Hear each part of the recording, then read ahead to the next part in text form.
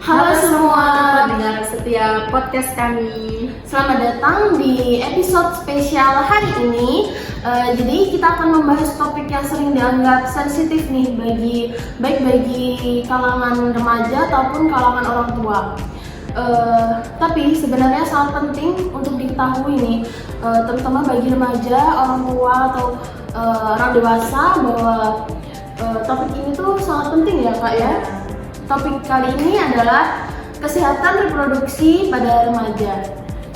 Baik, untuk topik kita pada hari ini mungkin masih sangat tabu ya untuk di kalangan remaja.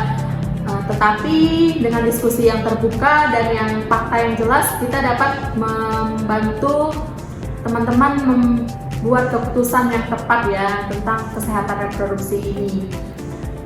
Langsung saja, untuk hari ini kita kedatangan tamu spesial ya, yaitu kakak-kakak dari Universitas Aisyah Yogyakarta. Pertama, perkenalkan dulu ya, saya Yesa Prasiska dan rekan saya Brenda Pinky Hermawati. Langsung saja kita sambut Kakak-kakak kita dari kampus Universitas Aisyah Yogyakarta. Sebelumnya, perkenalkan saya Yesa Prasiska dan rekan saya Brenda Pinky Hermawati. Langsung saja kita sambut narasumber kita pada siang hari ini.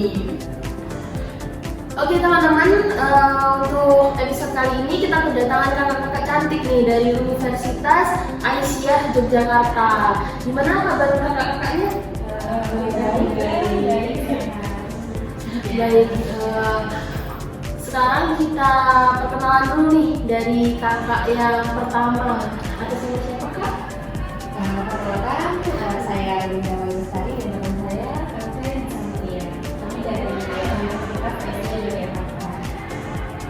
Kakak-kakak ini dari program studi apa ya kak? Kita dari program studi kebidanan Yang menarik ya untuk kita bahas dengan topik pada hari ini. Oke kak, langsung aja nih kak. Sebelum masuk lebih dalam nih ya kita, mungkin kita perlu mulai dari dasarnya dulu kali ya.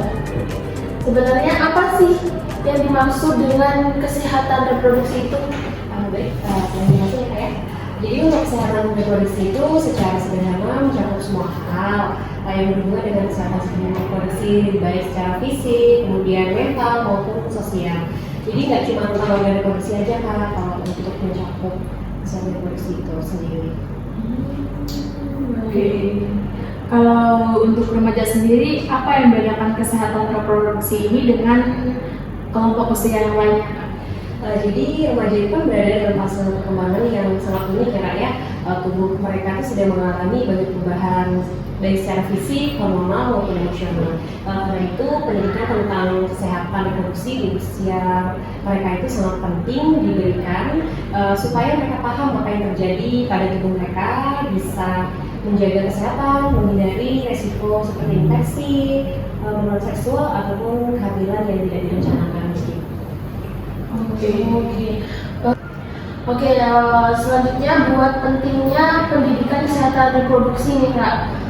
Kan banyak orang tua ataupun guru yang masih merasa nggak nyaman bicara soal kesehatan reproduksi dengan remaja ya, dengan muridnya. Ada yang takut dianggap seperti mengajari sesuatu yang nggak pantas atau hal tabu. Menurut kakak-kakak nih, bagaimana cara mengatasi atau mengubah stigma mereka, stigma ini? Izin saya Kak. Oke, saya sering banget nih dengar anggapan seperti itu. Padahal penelitian sebelumnya itu menunjukkan bahwa pendidikan kesehatan reproduksi itu sangat penting dan bisa membantu remaja membuat keputusan yang lebih sehat gitu. Ketika mereka punya informasi yang benar, mereka lebih mampu untuk berkata tidak pada situasi yang beresiko. Jadi edukasi yang mengandalkan hal buruk, tapi justru memberikan mereka bakal untuk melindungi dirinya sih Kak. Betul juga ya kak. Tapi ada juga sih mitos yang mengatakan kalau kita menjelaskan tentang kesehatan reproduksi itu, mereka akan terdorong untuk mencoba. Kak, bagaimana tentang pernyataan tersebut? Kalau menurut saya itu mitos yang salah sih Kak, karena faktanya remaja yang mendapatkan pendidikan kesehatan reproduksi justru lebih sadar tentang resiko dan lebih cenderung menunda aktivitas seksual. Ini karena mereka paham konsekuensinya dan tahu bagaimana menjaga diri. Yang penting adalah cara penyampaian harus sesuai usia dan dilakukan dalam pendekatan yang tepat. Oke Oke, lanjut nih Kak. Tentang tantangan yang dihadapi oleh remaja. Kalau kita bicara soal tantangan nih, apa aja sih masalah-masalah yang umum yang sering dihadapi remaja terkait kesehatan reproduksi ini? Baik, ada beberapa masalah ya Kak ya, pada remaja dalam menghadapi tantangan terkait kesehatan reproduksi. Yang pertama itu kurangnya informasi yang benar. Banyak remaja yang mendapatkan informasi dari sumber yang tidak valid, misalnya dari internet atau teman sebayanya. Terus yang kedua itu kurangnya akses ke layanan kesehatan untuk remaja. Banyak remaja itu merasa takut dan malu untuk mencari bantuan atau fasilitas kesehatan.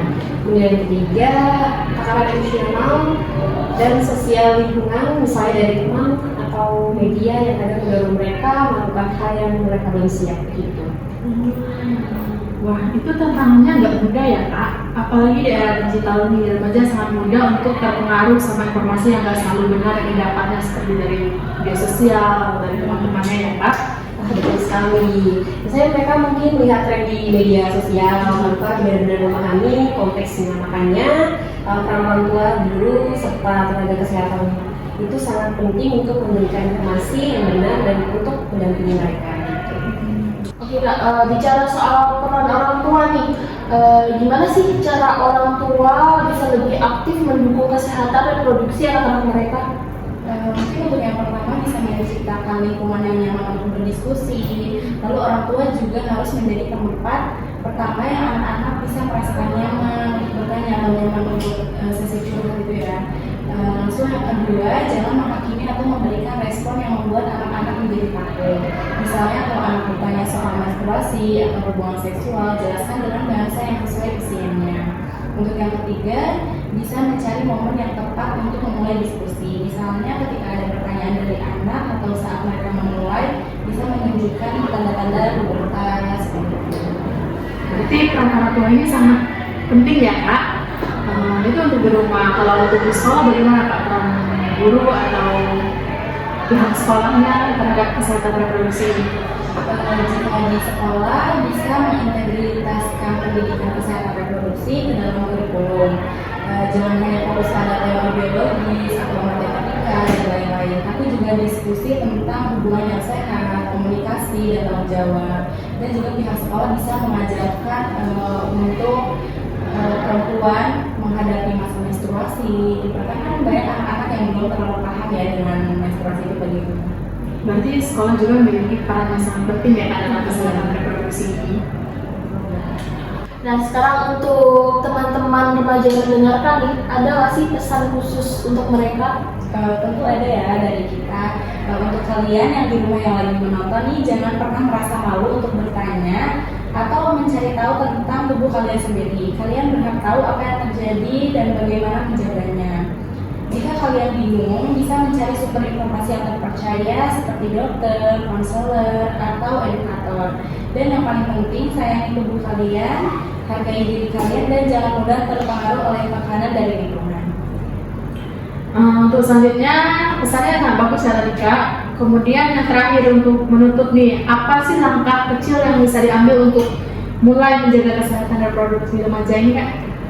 Untuk langkah kecilnya itu mulai dengan mengenali tubuh kalian pada remaja, mempelajari tanda-tanda pubertas seperti pembesaran payudara pada wanita ya, kemudian jaga kebersihan diri seperti mengganti pembalut lebih sering, jadi jangan sampai penuh karena bisa menyebabkan iritasi begitu, dan memperhatikan pola hidup sehat. Jangan lupa juga untuk membangun komunikasi yang baik dengan orang tua dan guru di sekolah. Bagus ya Kak, rasanya itu bisa dicontoh ya teman-teman untuk mulai menjaga kesehatan reproduksi pada diri kita sendiri.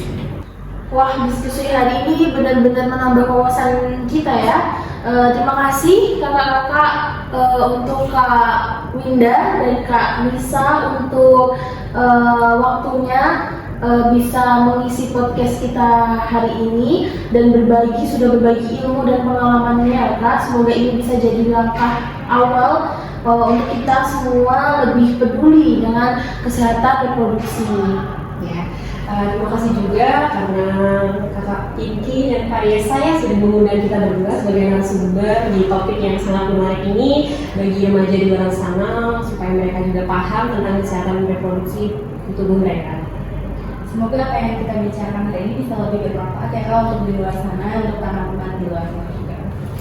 Baik, untuk sesi akhir, terima kasih kepada kakaknya dan untuk teman-teman pendengar. Jangan lupa share ya episode ini untuk teman-teman di luar sana agar lebih peduli dengan kesehatan reproduksinya sendiri, supaya semakin banyak yang paham soal pentingnya kesehatan reproduksi. Sampai jumpa di episode berikutnya. Tetap jaga kesehatan dan terus belajar hal baru. Bye.